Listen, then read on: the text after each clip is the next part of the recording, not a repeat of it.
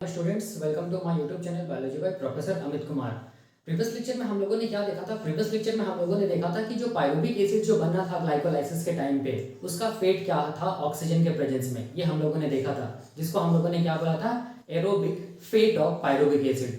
तो उसमें हम लोगों ने क्या देखा था कि ऑक्सीजन के प्रेजेंस में ये पायरुविक एसिड साइटोप्लाज्म से होकर कहाँ चला जाता है? हम लोग बोलेंगे मैट्रिक्स ऑफ द माइटोकॉन्ड्रिया, मतलब माइटोकॉन्ड्रिया के अंदर चला जाता है, मैट्रिक्स तक पहुंच जाता है। और मैट्रिक्स ऑफ द माइटोकॉन्ड्रिया में क्या मिलता है? हम लोग बोलेंगे एंजाइम का कॉम्प्लेक्स मिलता है। उस एंजाइम के कॉम्प्लेक्स को हम लोग क्या बोलते हैं? Pyruvic acid dehydrogenase enzyme complex. और इस एंजाइम के प्रेजेंस में पायरुविक एसिड किसमें कन्वर्ट होता है? हम लोग बोलेंगे एक नया मॉलिक्यूल में, और उस मॉलिक्यूल को हम लोग क्या बोलते हैं? Acetyl coenzyme. ठीक है, तो क्वेश्चन आता है कि कैसे करके pyruvic acid dehydrogenase enzyme complex जो कि मैट्रिक्स ऑफ द माइटोकॉन्ड्रिया में प्रेजेंट होता है, ठीक है, वो कैसे करके हम लोग बोलेंगे पायरुविक एसिड को किसमें चेंज करता है? हम लोग बोलेंगे एक नया मॉलिक्यूल में, जिसको बोलते हैं एसिटाइल कोएंजाइम।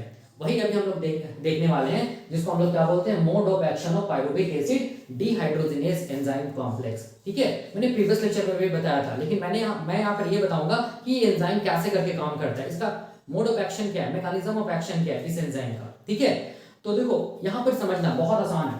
ठीक है, अब यहां पर देखो ध्यान से, यहां पर मैं क्या कर रहा हूं, ध्यान से पहले देखना। ठीक है, यहां पर मान लो हम लोग बोलेंगे ये वाला क्या है? हम लोग बोलेंगे ये मान लो सेल है। ठीक है, इसको मैं ऐसे दिखा रहा हूं, ये सेल है। ठीक है, ये क्या चीज? हम लोग बोलेंगे सेल का साइटोसोल है। ठीक है, समझना। और यहां पर क्या हम लोग बोलेंगे? यहां पर क्या चीज हम लोग बोलेंगे? ये मान लो ये क्या चीज हम लोग बोलेंगे? सेल ऑर्गेनेल है, जिसका नाम क्या हम लोग बोलेंगे? माइटोकॉन्ड्रिया। ये क्या चीज हम लोग बोलेंगे? ये माइटोकॉन्ड्रिया है। ठीक है, याद रखना। और ये माइटोकॉन्ड्रिया का आउटर मेम्ब्रेन, और ये जो मैं बना रहा हूँ वो माइटोकॉन्ड्रिया का कौन सा मेम्ब्रेन है? हम लोग बोलेंगे इनर मेम्ब्रेन। और ये वाला पार्ट क्या चीज हम लोग बोलेंगे? ये पार्ट हम लोग बोलेंगे क्या चीज? हम लोग बोलेंगे मैट्रिक्स। इसको मैं यहाँ पर लिख रहा हूँ, मैट्रिक्स। मैट्रिक्स ऑफ क्या चीज हम लोग बोलेंगे? माइटोकॉन्ड्रिया। ठीक है, ये हम लोग जानते हैं। ये क्या चीज हम लोग बोलेंगे? ये आउटर मेम्ब्रेन है। ये क्या चीज है? Inner membrane. और ये दोनों का बीच का जो स्पेस, इसको बोलेंगे इंटर क्या चीज हम लोग बोलेंगे? Membrane space. ठीक है, दो मेम्ब्रेन के बीच वाला स्पेस है, इसीलिए क्या बोलेंगे? Inter membrane space.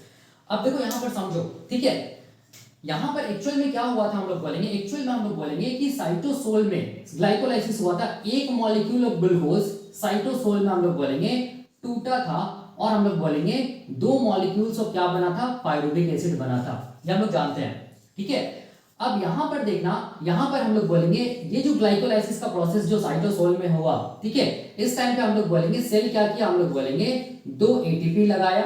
ठीक है, और ग्लाइकोलाइसिस के टाइम पे टोटल हम लोग बोलेंगे 4 एटीपी बना। तो नेट गेन कितना एटीपी का हुआ? हम लोग बोलेंगे net gain 4 - 2 is equal to हम लोग बोलेंगे 2 एटीपी का नेट गेन हुआ ग्लाइकोलाइसिस के टाइम पे। ये मैंने बताया था। ठीक है, अब यहां पर ग्लाइकोलाइसिस के टाइम पे हम लोग बोलेंगे 2 अनस्टेबल मॉलिक्यूल भी बनेगा, और उस 2 अनस्टेबल मॉलिक्यूल का नाम क्या चीज है? Reduce NADH2। याद रखना, रिड्यूस NADH2 इसका मतलब इसके पास इलेक्ट्रॉन्स है। ठीक है, अब यहां पर समझो, देखो ध्यान से, ये पायरुविक एसिड, याद रखना, ये पायरुविक एसिड का क्या होगा? ये पायरुविक एसिड जो कि साइटोसोल में बना है ग्लाइकोलाइसिस के टाइम पे, ये हम लोग बोलेंगे जब सेल के अंदर ऑक्सीजन पहुंचेगा, ठीक है, जब सेल के अंदर ऑक्सीजन पहुंचेगा, उस कंडीशन को हम लोग क्या बोलेंगे? उस कंडीशन को हम लोग बोलेंगे एरोबिक कंडीशन। ठीक है, तो एरोबिक कंडीशन में जो पायरुविक एसिड का फेट होगा, इसको हम लोग क्या बोलेंगे? इसको हम लोग बोलेंगे aerobic fate of pyruvic acid, यही बोलेंगे। ठीक है, तो ऑक्सीजन के प्रेजेंस में ये पायरुविक एसिड जो है, ठीक है, ये इंटर कर जाता है, हम लोग बोलेंगे कहां पर? मैट्रिक्स ऑफ द माइटोकॉन्ड्रिया में। ठीक है, ये मैंने प्रीवियस लेक्चर में भी बताया था, कैसे करके इंटर करता है ये मैंने बताया था।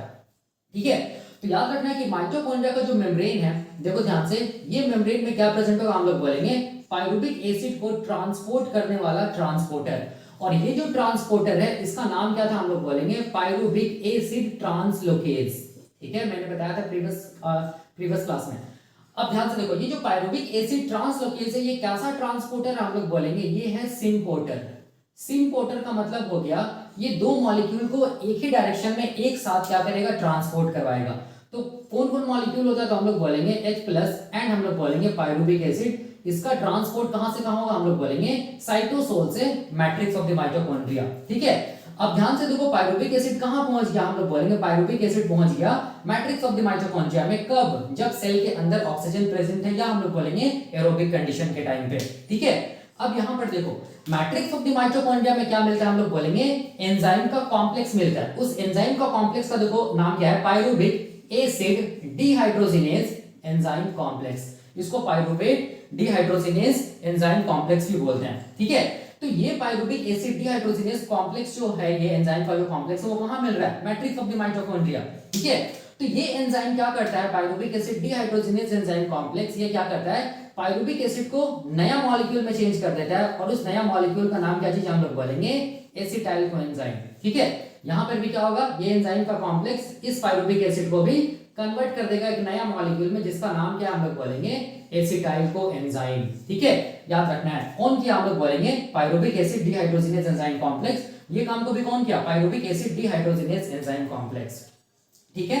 अब यहां पर देखो ध्यान से, जब भी कभी पायरुविक एसिड एसिटाइल कोएंजाइम में कन्वर्ट होता है, उस टाइम पे देखो ध्यान से, पायरुविक एसिड 3 कार्बन का कंपाउंड होता है, ठीक है। 3 कार्बन में से हम लोग बोलेंगे एक कार्बन क्या होता है, हम लोग बोलेंगे बाहर निकल जाता है CO2 के फॉर्म में यहाँ पर पायरुविक एसिड से, ठीक है। तो कितना कार्बन का कंपाउंड बनेगा, 2 कार्बन का कंपाउंड बनेगा। इसका मतलब एसिटाइल कोएंजाइम 2 कार्बन कंपाउंड होता है। यहाँ पर भी देखो ध्यान से, 3 कार्बन का पायरुविक एसिड होता है, 3 कार्बन का कंपाउंड होता है। यहाँ से एक कार्बन कार्बन डाइऑक्साइड के फॉर्म में बाहर निकल गया पायरुविक एसिड से, तो कितना कार्बन बचा, 2 कार्बन। तो एसिटाइल कोएंजाइम कितना कार्बन का कंपाउंड होगा, 2 कार्बन का कंपाउंड होगा। और इस टाइम पे देखो ध्यान से, इस टाइम पे जब भी कभी याद रखना है, जब भी कभी हम लोग बोलेंगे पायरुविक एसिड एसिटाइल कोएंजाइम में कन्वर्ट होता है, तो वो कन्वर्शन कौन करता है, pyruvic acid dehydrogenase enzyme complex. तो pyruvic acid dehydrogenase enzyme complex कैसे करके करता है, तो यहाँ पर सबसे पहला जो स्टेप होता है, जिसको हम लोग बोलते हैं रिमूवल ऑफ कार्बन डाइऑक्साइड, इसको ही हम लोग बोलते हैं क्या चीज, डीकार्बोक्सिलेशन रिएक्शन। इसको हम लोग क्या बोलेंगे, इसको हम लोग बोलेंगे डीकार्बोक्सिलेशन रिएक्शन। याद रखना है, फर्स्ट में क्या होगा, डीकार्बोक्सिलेशन रिएक्शन होगा, डीकार्बोक्सिलेशन रिएक्शन होगा। और ये डीकार्बोक्सिलेशन, डी मतलब डिलीट, कार्बोक्सिलेशन का मतलब कार्बन डाइऑक्साइड, मतलब रिमूवल ऑफ कार्बन डाइऑक्साइड। किससे, पायरुविक एसिड से। एक कार्बन डाइऑक्साइड बाहर निकल गया, 3 कार्बन का कंपाउंड से ये पायरुविक एसिड 2 कार्बन का कंपाउंड में चेंज हो गया, जिसको बोलेंगे एसिटाइल कोएंजाइम, ठीक है। तो पहले क्या होगा, हम लोग बोलेंगे, याद रखना है, पहले क्या होगा, डीकार्बोक्सिलेशन रिएक्शन होगा फर्स्ट स्टेप में। याद रखना है, फर्स्ट स्टेप में क्या होगा, डीकार्बोक्सिलेशन रिएक्शन होगा, ठीक है।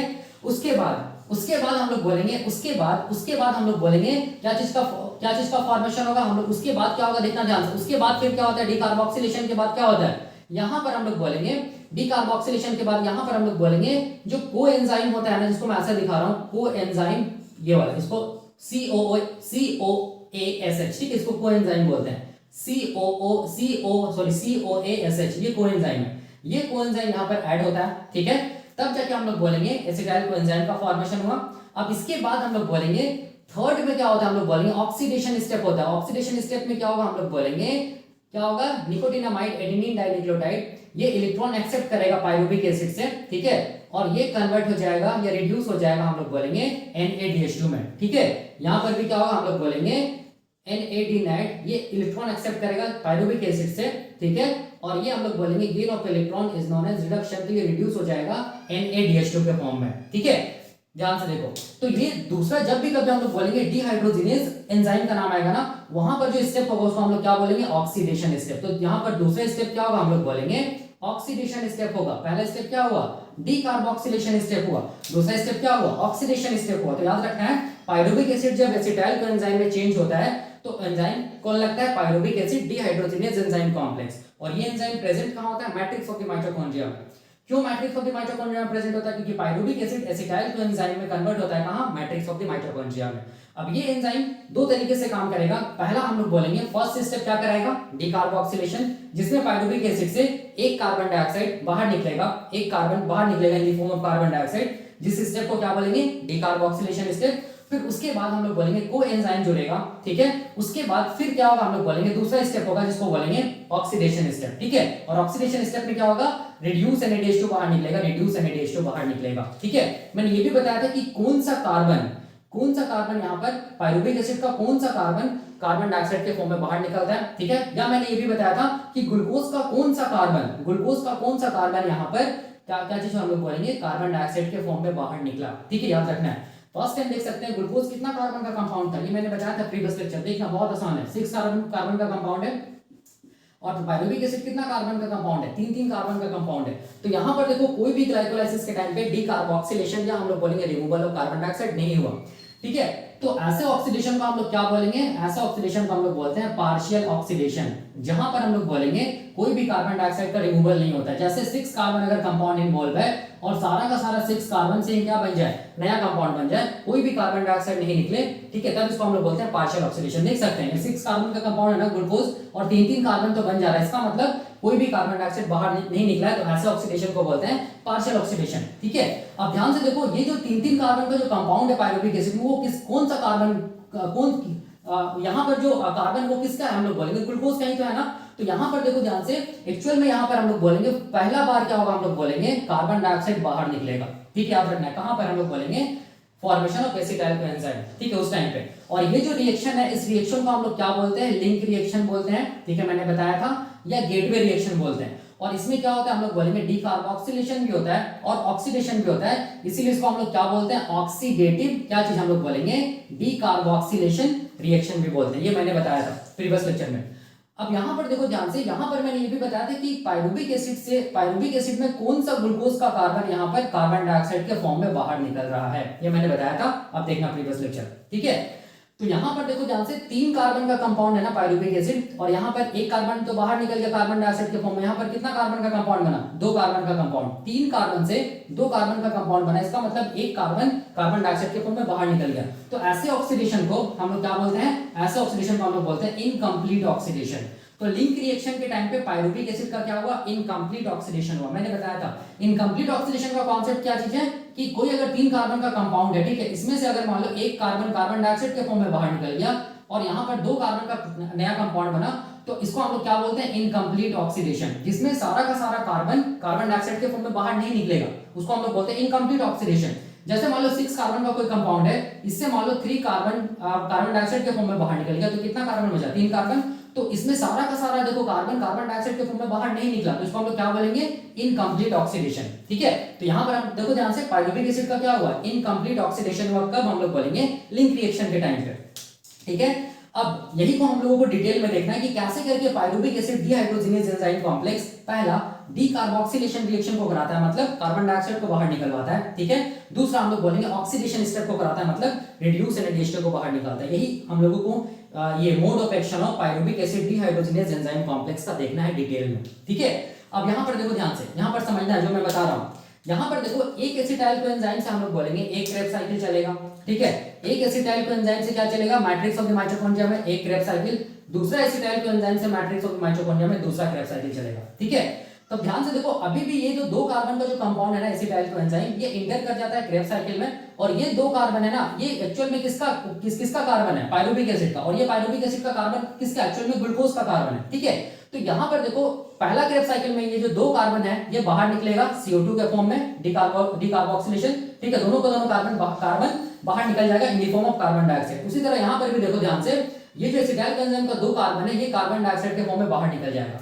तो हम लोग क्या बोलेंगे कि पायरुविक एसिड का कंप्लीट ऑक्सीडेशन हुआ कहां पर, क्रेब साइकिल में। क्यों, क्योंकि देख सकते हैं पायरुविक एसिड कितना कार्बन का कंपाउंड है, 3 कार्बन का कंपाउंड है। यहाँ पर लिंक रिएक्शन के टाइम पे 1 कार्बन निकला और क्रेब साइकिल के टाइम पे 2 कार्बन निकला, मतलब 1 2 3 टोटल 3 कार्बन निकल चुका है। मतलब पायरुविक एसिड का याद रखना है, क्रेब साइकिल में पायरुविक एसिड का क्या होता है, हम लोग बोलेंगे कंप्लीट ऑक्सीडेशन होता है। और कंप्लीट ऑक्सीडेशन का मतलब हो गया जितना भी कार्बन है, ठीक है, अगर वो सारा का सारा कार्बन हम लोग बोलेंगे कि किस फॉर्म में बाहर निकल गया, CO2 के फॉर्म में। अगर हम लोग बोलेंगे, जैसे मान लो 3 कार्बन का कंपाउंड है, ठीक है, ये 3 कार्बन हम लोग बोलेंगे किस फॉर्म में बाहर निकल गया, CO2 के फॉर्म में बाहर निकल गया, तो ऐसे ऑक्सीडेशन को हम लोग क्या बोलेंगे, कंप्लीट ऑक्सीडेशन। अगर मान लो कोई 6 कार्बन का कंपाउंड है, ठीक है, ये 6 कार्बन सारा का सारा कार्बन हम लोग बोलेंगे कार्बन डाइऑक्साइड के फॉर्म में बाहर निकल गया, तो इसको हम लोग क्या बोलते हैं, कंप्लीट ऑक्सीडेशन। तो यहाँ पर पायरुविक एसिड 3 कार्बन का कंपाउंड है, क्रेब साइकिल में देख सकते हैं पायरुविक एसिड पायरुविक एसिड से जब क्रेब साइकिल, पायरुविक एसिड से हम लोग बोल सकते हैं क्रेब साइकिल तक के बीच में देखो ध्यान से, पायरुविक एसिड का तीनों कार्बन क्या हो गया,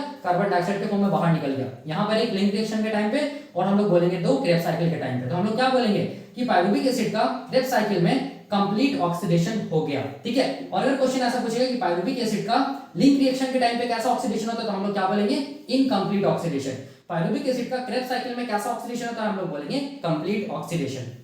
ठीक है, याद रखें ये कॉन्सेप्ट को। तो अब देखो, अब यहाँ पर हम लोग ये बोल सकते हैं ना, इसको मैं मिटा रहा हूं, देखो ध्यान से, यहाँ पर हम लोग क्या बोल सकते हैं कि एक्चुअल में हम लोग बोलेंगे एक ग्लूकोज से 2 पायरुविक एसिड बनेगा। ठीक है, और 2 पायरुविक एसिड से हम लोग क्या बोलेंगे, कितना एसिटाइल कोएंजाइम बनेगा, 2 एसिटाइल कोएंजाइम बनेगा, और हम लोग बोलेंगे 2 एसिटाइल कोएंजाइम से कितना क्रेब्स साइकिल चलेगा, 2 क्रेब्स साइकिल चलेगा। ठीक है, तो हम लोग क्या बोलेंगे कि एक जो ग्लूकोज मॉलिक्यूल है, ठीक है, 6 कार्बन का जो कंपाउंड है, उसका कंप्लीट ऑक्सीडेशन हो गया, देखो ध्यान से, क्रेब्स साइकिल तक में, देख सकते हैं। ठीक है, देखो कंप्लीट ऑक्सीडेशन का मतलब क्या है, 6 कार्बन का जो कंपाउंड है ग्लूकोज, ठीक है, इसमें इसका सारा का सारा कार्बन जो है वो कार्बन डाइऑक्साइड के फॉर्म में बाहर निकल गया, तब क्या बोलेंगे, कंप्लीट ऑक्सीडेशन। तो देख सकते हैं ग्लूकोज का क्रेब्स साइकिल तक में, याद रखना है, ग्लूकोज का क्रेब्स साइकिल तक में कंप्लीट ऑक्सीडेशन हो चुका होता है। कैसे, देखो यहां पर ये 3-3 कार्बन का कंपाउंड बना, पायरुविक एसिड, ठीक है, 3-3 कार्बन, ठीक है, एक ग्लूकोज का ही कार्बन है। यहां पर देखो एक कार्बन पायरुविक एसिड का बाहर निकला, यहां पर भी एक कार्बन पायरुविक एसिड का बाहर निकला, टोटल कितना कार्बन बाहर निकला, 2। अब देखो ग्लूकोज का मतलब 2 कार्बन बाहर निकल गया कार्बन डाइऑक्साइड के फॉर्म में। अब जैसे क्रेब्स साइकिल चलेगा तो देखो ध्यान से 1 2 3, ठीक है, यहाँ पर क्या चीज, पहला, दूसरा, तीसरा, 3 कार्बन बाहर निकल गया, और यहाँ पर देखो 1 2 3, यहाँ पर भी 3 कार्बन बाहर निकल गया, टोटल कितना कार्बन, 6 कार्बन बाहर निकल गया in the form of carbon dioxide. मतलब हम लोग बोलेंगे ग्लूकोज जो होता है, एक मॉलिक्यूल ऑफ ग्लूकोज का कंप्लीट ऑक्सीडेशन होता है क्रेब्स साइकिल में। ठीक है, याद रखना है इस चीज को, जो भी मैंने बोला। अब यहाँ पर देखो एक क्रेब्स साइकिल से हम लोग बोलेंगे क्या होगा, एक इलेक्ट्रॉन ट्रांसपोर्ट चेन चलेगा। दूसरा क्रेब्स साइकिल से हम लोग बोलेंगे क्या होगा, दूसरा इलेक्ट्रॉन ट्रांसपोर्ट चेन चलेगा, और क्या बनेगा, हम लोग बोलेंगे मैट्रिक्स ऑफ द माइटोकॉन्ड्रिया में क्या बनेगा, एटीपी का फॉर्मेशन होगा, जिसको हम लोग क्या बोलेंगे, ऑक्सीडेटिव फॉस्फोराइलेशन। ठीक है, और इलेक्ट्रॉन ट्रांसपोर्ट चेन कहां प्रेजेंट होता है, इनर माइटोकॉन्ड्रियल मेम्ब्रेन में। ठीक है, वो हम लोग अलग से देखें। ठीक है ना, तो अब ध्यान से देखो, ये वाला जो केमिकल रिएक्शन है, इसको हम लोग ऐसे लिख सकते हैं, देखो ध्यान से, ये वाला केमिकल रिएक्शन को हम लोग ऐसे लिख सकते हैं, देखो ध्यान से, यहाँ पर मैं लिख रहा हूँ पायरुविक एसिड है। ठीक है, ये बस एक ही को मैं दिखा रहा हूँ, एक ही लिंक रिएक्शन को दिखा रहा हूँ। हाँ, और इसको लिंक रिएक्शन क्यों बोल रहे हैं, क्योंकि ध्यान से देखो ये जो रिएक्शन है ना, ठीक है, फॉर्मेशन ऑफ एसिटाइल कोएंजाइम, ये एक्चुअल में हम लोग बोलेंगे ग्लाइकोलाइसिस में जो पायरुविक एसिड बना है, मतलब ग्लाइकोलाइसिस को किससे लिंक कर रहे हैं, हम लोग बोलेंगे क्रेब्स साइकिल के साथ। ठीक है, इसीलिए इसको हम लोग क्या बोलते हैं, लिंक रिएक्शन या गेटवे रिएक्शन बोलते हैं। और ऑक्सीडेटिव डीकार्बोक्सिलेशन क्यों बोलते हैं, ये भी मैंने बता दिया। याद रखना, लिंक रिएक्शन में पहला स्टेप क्या होगा, डीकार्बोक्सिलेशन होगा, दूसरा स्टेप क्या होगा, ऑक्सीडेशन होगा। ना कि ऐसा उल्टा नहीं करना कि पहले ऑक्सीडेशन फिर डीकार्बोक्सिलेशन, नहीं, पहले क्या होगा, डीकार्बोक्सिलेशन फिर ऑक्सीडेशन। कैसे पता चलेगा पहले डीकार्बोक्सिलेशन होगा, तो हम लोग देखेंगे अभी mechanism of action of pyruvic acid dehydrogenase enzyme complex का जब मैकेनिज्म ऑफ एक्शन देखेंगे तब समझ में आ जाएगा। ठीक है, अब देखो यहाँ पर, तो ओवरऑल रिएक्शन हम लोग कैसे करके लिख सकते हैं, यहाँ पर देखना ध्यान से, ऐसे कि पायरुविक एसिड किस में कन्वर्ट हो रहा है, पायरुविक एसिड किस में कन्वर्ट हो, हम लोग बोलेंगे एसिटाइल कोएंजाइम में। किस में कन्वर्ट हुआ, एसिटाइल कोएंजाइम। ठीक है, मैं एक ही रिएक्शन को दिखा रहा हूं, और ये रिएक्शन देखो यूनिडायरेक्शनल होता है, लिंक रिएक्शन यूनिडायरेक्शनल होता है, या हम लोग बोलेंगे इरिवर्सिबल होता है। ठीक है, तो अब देखो यहाँ पर ध्यान से देखो, पायरुविक एसिड 3 कार्बन का कंपाउंड है, ये एसिटाइल कोएंजाइम 2 कार्बन का कंपाउंड है। ठीक है, तो इसमें सबसे पहले क्या हुआ, देखो ध्यान से, सबसे पहले हम लोग बोलेंगे कार्बन डाइऑक्साइड बाहर निकला, डीकार्बोक्सिलेशन। ठीक है, अब देखो ध्यान से, दूसरा में क्या होगा, हम लोग बोलेंगे, दूसरा में क्या होगा, देखो ध्यान से, दूसरा में क्या होगा, हम लोग बोलेंगे यहाँ पर क्या जुड़ेगा, कोएंजाइम ए जुड़ेगा। ठीक है, ऐसे इसको हम ऐसे मैं लिख रहा हूँ, देखो ध्यान से, कोएंजाइम ए जुड़ेगा। ठीक है, अब देखो ध्यान से, अब क्या होगा, हम लोग बोलेंगे, अब हम लोग बोलेंगे NAD कन्वर्ट होगा, हम लोग बोलेंगे रिड्यूस NADH2 में। ठीक है, मतलब क्या क्या निकला, हम लोग बोलेंगे कार्बन डाइऑक्साइड बाहर निकला, क्या निकला, हम लोग बोलेंगे रिड्यूस NADH2 बाहर निकला एज बाई प्रोडक्ट। ठीक है, और प्रोडक्ट क्या बना, हम लोग बोलेंगे पायरुविक एसिड से क्या बना, हम लोग बोलेंगे एसिटाइल कोएंजाइम ए बना। ठीक है, और ये रिएक्शन को कैटालाइज कौन किया, हम लोग बोलेंगे पायरुविक एसिड डिहाइड्रोजिनेज एंजाइम का कॉम्प्लेक्स। ठीक है, यही कॉन्सेप्ट है, याद रखना है। ठीक है, तो हम लोग यहाँ पर क्या बोल सकते हैं, देखो ध्यान से, हम लोग यहाँ पर क्या बोल सकते हैं, मैं यहाँ पर लिख रहा हूँ, देखना ध्यान से। ठीक है, pyruvic acid dehydrogenase enzyme complex के लिए हम लोग क्या क्या पॉइंट्स यहाँ पर लिख सकते हैं, या हम लोग इसको लिंक रिएक्शन भी बोल सकते हैं। ठीक है, क्या क्या पॉइंट हम लोग यहाँ पर लिख सकते हैं, पहला पॉइंट हम लोग ये लिख सकते हैं कि जो लिंक रिएक्शन होता है ना, लिंक जो रिएक्शन होता है, इसको हम लोग ऑल्सो नोन एज क्या चीज हम लोग बोलेंगे, गेटवे रिएक्शन। इसको हम लोग क्या बोलते हैं, गेटवे रिएक्शन बोलते हैं। ठीक है, या इसको हम लोग क्या बोलते हैं, ऑक्सीडेटिव डीकार्बोक्सिलेशन रिएक्शन बोलते हैं, ये मैंने बताया। ठीक है, दूसरा हम लोग क्या बोल सकते हैं कि ये जो लिंक रिएक्शन को कराने के लिए जो एंजाइम इन्वॉल्व होता है ना, इस एंजाइम को हम लोग क्या बोलते हैं, pyruvic acid dehydrogenase enzyme complex. ठीक है, ये बोलते हैं। तीसरा हम लोग बोलेंगे कि ये एंजाइम का लोकेशन कहां पर है, तो हम लोग बोलेंगे ये एंजाइम का लोकेशन है, क्या चीज हम लोग बोलेंगे, मैट्रिक्स ऑफ माइटोकॉन्ड्रिया। माइटोकॉन्ड्रिया के मैट्रिक्स में रहता है ये एंजाइम। ठीक है, चौथा हम लोग ये बोल सकते हैं कि यहां पर हम लोग बोलेंगे ये एंजाइम, यहां पर हम लोग बोलेंगे ये जो लिंक रिएक्शन होता है, यहां पर हम लोग बोलेंगे सबस्ट्रेट मॉलिक्यूल कौन लगता है, सबस्ट्रेट मॉलिक्यूल कौन लगता है, तो हम लोग बोलेंगे पायरुविक एसिड। ठीक है, यहाँ पर प्रोडक्ट क्या बना, देखो ध्यान से, प्रोडक्ट क्या बनता है, हम लोग बोलेंगे कौन सा प्रोडक्ट बनता है, हम लोग बोलेंगे एसिटाइल कोएंजाइम, यही बनता है प्रोडक्ट। ठीक है, और हम लोग बोलेंगे ध्यान से देखो, बाई प्रोडक्ट के फॉर्म में कौन बाहर निकलता है, बाई प्रोडक्ट के फॉर्म में हम लोग बोलेंगे कौन बाहर निकलता है, कार्बन डाइऑक्साइड एंड हम लोग बोलेंगे रिड्यूस NaDH2, यही बाहर निकलता है। ठीक है, और ये रिएक्शन कैसा, ये जो प्रोसेस है वो कैसा प्रोसेस है, ध्यान से देखो, ये जो प्रोसेस है वो कैसा प्रोसेस है, रिवर्सिबल या इरिवर्सिबल, तो हम लोग बोलेंगे इरिवर्सिबल प्रोसेस, आप देख सकते हैं। ठीक है, या यूनिडायरेक्शनल प्रोसेस है। ठीक है, यहां तक हो गया, जो भी मैं बताया उसको यहां पर लिखा।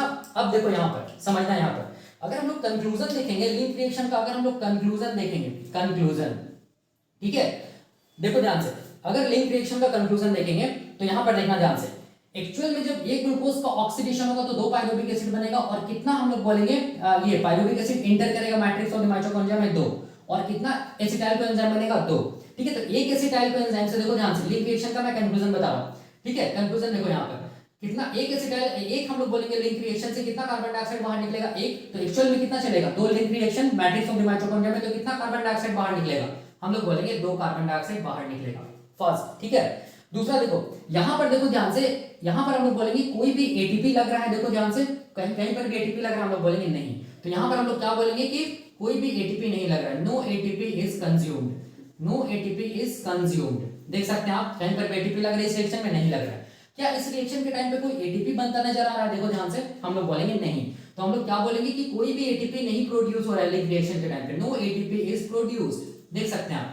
ठीक है, ये भी देख सकते हैं, कोई भी एटीपी नहीं बन रहा है। अब ध्यान से देखो यहाँ पर क्या बन रहा है, रिड्यूस NaDH2 बन रहा है ना, कितना रिड्यूस NaDH2 बना, तो हम लोग बोलेंगे 2 reduce NaDH2 is produced, 2 unstable molecule निकल रहा है जिसको हम लोग बोलेंगे रिड्यूस NaDH2, एक देखो यहाँ पर निकल रहा है, एक यहाँ पर निकल रहा है। ठीक है, 2 क्यों बोल रहे हैं, क्योंकि एक मॉलिक्यूल ऑफ ग्लूकोज से 2 पायरुविक एसिड, 2 पायरुविक एसिड से 2 एसिटाइल कोएंजाइम, अगर 2 एसिटाइल कोएंजाइम तो हम लोग बोलेंगे 2 रिड्यूस NaDH2। ठीक है, तो ये हम लोग बोलेंगे क्या चीज है, कंक्लूजन है किसका, हम लोग बोलेंगे किसका, लिंक रिएक्शन का, या हम लोग बोलेंगे ऑक्सीडेटिव डीकार्बोक्सिलेशन रिएक्शन का। ठीक है, अब अगर हम लोग ग्लाइकोलाइसिस और लिंक रिएक्शन दोनों को मिला के कंक्लूजन निकाले, तब देखो क्या होगा, तब देखो ध्यान से।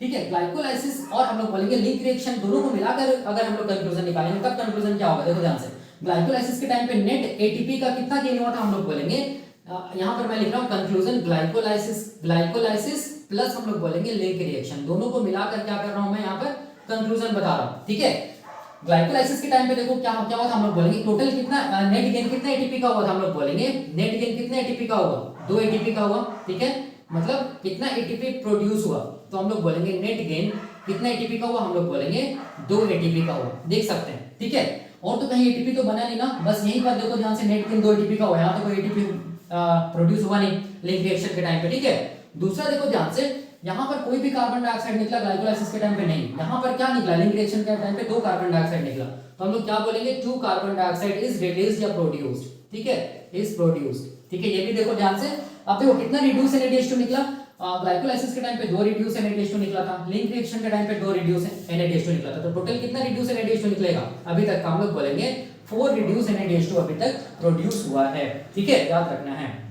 ठीक है, तो यही हम लोग बोलेंगे ग्लाइकोलाइसिस और जो लिंक रिएक्शन उसका ओवरऑल कंक्लूजन है। ठीक है, अब मैं क्या कर रहा हूं, अब मैं बताने जा रहा हूं कि ये एंजाइम कैसे करके pyruvic acid dehydrogenase enzyme complex कैसे करके पायरुविक एसिड को किसमें चेंज कर रहा है, एसिटाइल को एंजाइम में चेंज कर रहा है। ठीक है, मतलब डीकार्बोक्सिलेशन रिएक्शन कैसे करके कर रहा है, और हम लोग बोलेंगे ऑक्सीडेशन रिएक्शन कैसे करके कर रहा है। ठीक है, ये मैं डिटेल में बताने जा रहा हूं, तो इसको जानने से पहले आपको क्या जानना होगा, ये जो पायरुविक एसिड डीहाइड्रोजिनेज एंजाइम का जो कॉम्प्लेक्स है ना, ये एंजाइम का स्ट्रक्चर जानना होगा, तभी समझ में आएगा। और जब भी कभी कोई एंजाइम के बगल में कॉम्प्लेक्स वर्ड यूज किया जाता है ना, मतलब pyruvic acid dehydrogenase enzyme complex, इसका मतलब याद रखना ये एक से ज्यादा एंजाइम के मिलने से बनता है, तभी हम लोग टर्म यूज करते हैं क्या चीज, एंजाइम कॉम्प्लेक्स। ठीक है, तो pyruvic acid dehydrogenase enzyme complex है वो याद रखना 3 एंजाइम के मिलने से बनता है। ठीक है, तो ये क्या क्या एंजाइम का नाम है और वो क्या करता है, ऐसे तो हम लोग क्या बोल रहे हैं, pyruvic acid dehydrogenase enzyme complex का काम क्या चीज है, पायरुविक एसिड को किसमें चेंज करना, एसिटाइल एंजाइम में। तो कैसे करके करता है वो मैं बताऊंगा डिटेल में, अभी मैं क्या कर रहा हूं उसको मिटा रहा हूं, और मैं पहले बताता हूं pyruvic acid dehydrogenase enzyme complex का स्ट्रक्चर, उसमें क्या क्या कोफैक्टर्स होता है, एंजाइम्स का नाम क्या क्या है, क्या क्या विटामिन्स इन्वॉल्व होता है, क्या क्या फंक्शंस है, उसके बाद मैं मैकेनिज्म को समझाता हूं जो कि बहुत आसान है। ठीक है, तो मैं यहां पर मिटाता हूं और मैं बताता हूं क्या चीज, pyruvic acid dehydrogenase enzyme complex का स्ट्रक्चर, प्लस हम लोग बोलेंगे क्या चीज, कोफैक्टर्स का नाम, प्लस हम लोग बोलेंगे क्या विटामिन्स इन्वॉल्व हुआ, प्लस हम लोग बोलेंगे फंक्शंस। ठीक है, अभी मैं क्या बताने जा रहा हूं, अभी मैं बताने जा रहा हूं pyruvic acid dehydrogenase enzyme complex के बारे में। ठीक है, सबसे पहले चीज याद रखना कि ये जो एंजाइम है pyruvic acid dehydrogenase enzyme complex, ये हम लोग बोलेंगे तीन अलग अलग एंजाइम के मिलने से बनता है, जिसको हम लोग बोलते हैं, पहला एंजाइम को बोलते हैं E1 एंजाइम, दूसरा को बोलते हैं E2 एंजाइम और तीसरा को क्या बोलते हैं हम लोग E3 एंजाइम। कॉम्प्लेक्स है, कॉम्प्लेक्स का मतलब हो गया कि एक एंजाइम तो रहेगा नहीं, एक से ज्यादा एंजाइम जब भी रहता है इन्वॉल्व तो हम लोग क्या बोलते हैं, एंजाइम कॉम्प्लेक्स। तो यहाँ पर ये एंजाइम जो है E1, E2 एंड E3 तीन एंजाइम के मिलने से क्या बनता है, हम लोग बोलेंगे पायरुविक एसिड डिहाइड्रोजिनेज एंजाइम का कॉम्प्लेक्स बनता है। ठीक है, याद रखना है। उसमें से देखो ध्यान से, जो E1 एंजाइम है ना, ठीक है, E1 एंजाइम का नाम क्या चीज है, E1 एंजाइम का नाम देखो मैंने यहाँ पर लिखा है, E1 एंजाइम का नाम क्या चीज है, पायरुविक एसिड डिहाइड्रोजिनेज, या इसको पायरुवेट डिहाइड्रोजिनेज बोलते हैं। ठीक है, याद रखना है। E2 एंजाइम जो होता है ना, E2 एंजाइम का नाम हम लोग बोलेंगे डाइहाइड्रोलिपोइल ट्रांस एसिटाइलेज। देखो यहाँ पर मैंने लिखा है डाइहाइड्रोलिपोइल ट्रांस एसिटाइलेज। ठीक है, और E3 जो एंजाइम है ना, उसका नाम क्या चीज हम लोग बोलेंगे, डाइहाइड्रोलिपोइल डिहाइड्रोजिनेज, डाइहाइड्रोलिपोइल डिहाइड्रोजिनेज। ठीक है, ये तीन एंजाइम के मिलने से क्या बना, हम लोग बोलेंगे ये तीनों के मिलने से क्या बना, ये तीनों के मिलने से बना एक एंजाइम का कॉम्प्लेक्स, जिसको बोलते हैं pyruvic acid dehydrogenase enzyme complex. और ये एंजाइम का कॉम्प्लेक्स कहां प्रेजेंट है, मैट्रिक्स ऑफ द माइटोकॉन्ड्रिया में प्रेजेंट है। ठीक है, अब देखो ध्यान से समझना है, ये जो एंजाइम है ना, जिसको बोलते हैं E1 enzyme, pyruvic acid dehydrogenase enzyme complex, ठीक है, ये एंजाइम का हम लोग बोलेंगे जो को फैक्टर होता है ना, इसको हम लोग बोलते हैं TPP।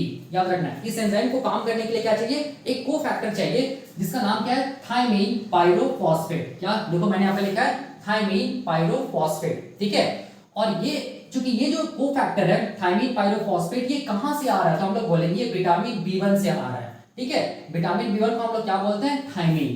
तो ये जो थायमीन पायरोफॉस्फेट जो को फैक्टर है एंजाइम E1, जिसको बोलते हैं पायरुविक एसिड डिहाइड्रोजिनेज, इसका को फैक्टर TPP मतलब थायमीन पायरोफॉस्फेट, ये कहां से आ रहा है, हम लोग बोलेंगे ये आ रहा है विटामिन B1 से। और विटामिन B1 को हम लोग क्या बोलते हैं, थायमीन बोलते हैं, याद रखना है। ठीक है, अब देखो ध्यान से, इस E1 एंजाइम का काम क्या चाहिए, इस E1 एंजाइम का काम क्या है, हम लोग बोलेंगे फर्स्ट स्टेप को कराना, जिसको हम लोग क्या बोलते हैं, डीकार्बोक्सिलेशन स्टेप, या हम लोग क्या बोलेंगे, रिमूवल ऑफ कार्बन डाइऑक्साइड। मैंने बताया था ना, मैंने क्या बताया था, मैंने बताया था कि pyruvic acid matrix of mitochondria में पहुंचता है, तो ये पायरुविक एसिड किसमें कन्वर्ट होता है, हम लोग बोलेंगे एक नया मॉलिक्यूल में, जिसका नाम क्या चीज है, एसिटाइल कोएंजाइम।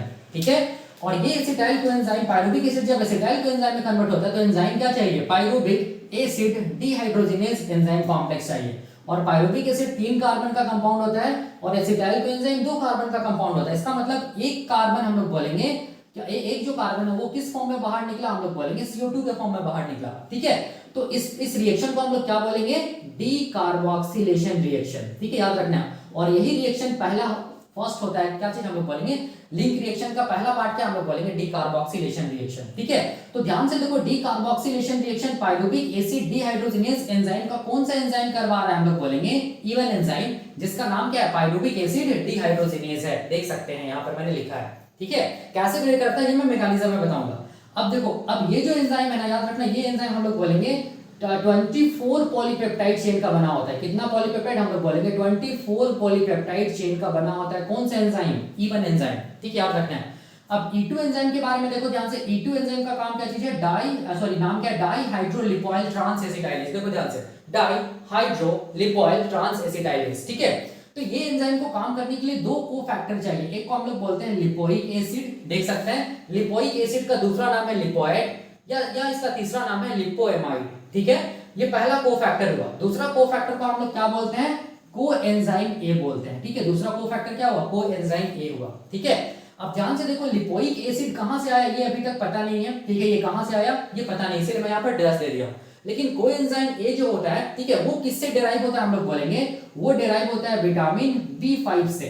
और विटामिन B5 को हम लोग क्या बोलते हैं, पेंटोथेनिक एसिड। तो पेंटोथेनिक एसिड से क्या बनता है, हम लोग बोलेंगे कोएंजाइम ए बनता है। ये मैंने प्रीवियस लेक्चर में भी बताया है। ठीक है, अब ये एंजाइम का काम क्या है, डाइहाइड्रोलिपोइल ट्रांस एसिटाइलेज। इसका काम क्या है, हम लोग बोलेंगे इसका काम है, हम लोग बोलेंगे एसिटाइल कोएंजाइम का फॉर्मेशन करना। Formation of acetyl co enzyme, वही मैंने यहाँ पे लिखा है, देखो ध्यान से, formation of acetyl co enzyme कैसे क्रिएट करेगा, तो एसिटाइल ग्रुप को ट्रांसफर करके करेगा, कहाँ ट्रांसफर करता है ये मैं बताऊंगा, ठीक है, मैकेनिज्म में, ठीक है। अब देखो ध्यान से, अब पाइरुविक एसिड किस में कन्वर्ट हो रहा है, एसिटाइल को एंजाइम में कन्वर्ट हो रहा है, ठीक है। तो यहाँ पर देखो ध्यान से, ये जो एसिटाइल को एंजाइम को जो बना रहा है वो कौन सा एंजाइम बना रहा है, हम लोग बोलेंगे E2 enzyme of pyruvic acid dehydrogenase enzyme complex, और E2 एंजाइम का नाम क्या है, डाइहाइड्रोलिपोइल ट्रांस एसिटाइलेज, याद रखना है, ठीक है। मतलब pyruvic acid dehydrogenase enzyme complex का इवन एंजाइम जिसको बोलते हैं पाइरुविक एसिड डिहाइड्रोजनेज, ये क्या चीज को करवाया, फर्स्ट स्टेप मतलब decarboxylation step, removal of carbon dioxide. जो E2 एंजाइम है pyruvic acid dehydrogenase enzyme complex का, जिसका नाम क्या है, डाइहाइड्रोलिपोइल ट्रांस एसिटाइलेज, ये कौन सा काम को कराया, हम लोग बोलेंगे एसिटाइल को एंजाइम का फॉर्मेशन कराया, जो आप यहाँ पर देख रहे हैं, ठीक है।